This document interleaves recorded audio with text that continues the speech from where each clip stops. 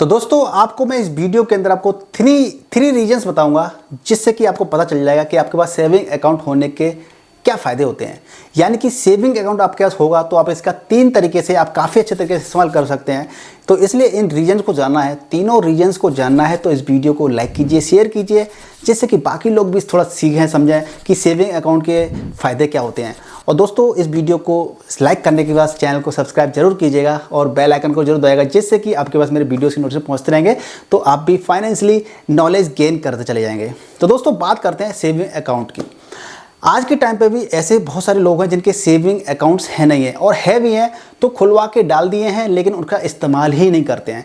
तो दोस्तों आप इन तीनों पॉइंट को जान लेंगे ना तो आप भी सेविंग अकाउंट का इस्तेमाल करना स्टार्ट कर देंगे। तो उनमें से सबसे पहला जो रीजन है जो कि काफ़ी इंपॉर्टेंट है वो ये है, saving account can you give you freedom. आपको जो सेविंग अकाउंट होता है वो आपको फ्रीडम देता है। फ्रीडम कैसे देता है?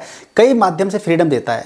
आप क्या करते हैं, सेविंग अकाउंट होता है तो सबसे पहले तो ये होता है कि आप पैसा उसमें डिपॉजिट कर सकते हैं, पैसा इकट्ठा कर सकते हैं, पैसा उसमें जोड़ सकते हैं। जैसे गुल्लक में हम पैसा जोड़ते हैं ना, पिगी बैंक में पैसा जोड़ते हैं, ऐसे ही आप सेविंग अकाउंट के अंदर ही पैसा जोड़ सकते हैं।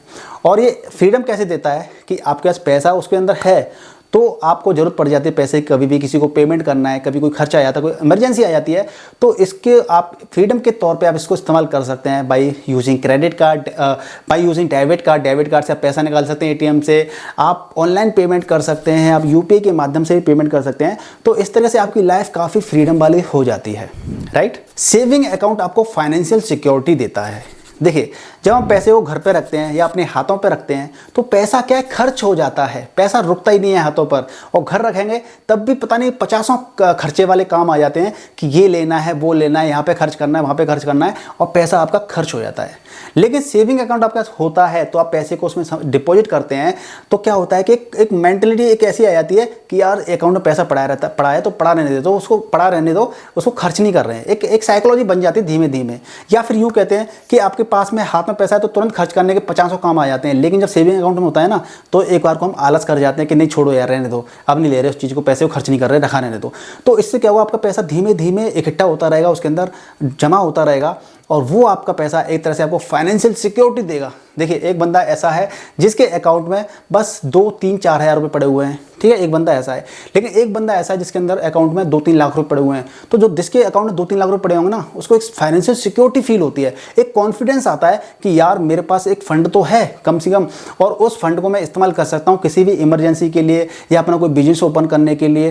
तो एक पॉजिटिव एनर्जी आती है। तो इस तरीके से आपको फील होता है कि आप फाइनेंशियली स्ट्रांग हैं। तो इस तरीके से सेविंग अकाउंट का यूज़ करके आप उसमें पैसा इकट्ठा कीजिए, चीज़ों को कलेक्ट कीजिए, जमा करिए। तीसरा जो फ़ायदा वो ये है कि आप कैलकुलेटेड रिस्क ले सकते हैं।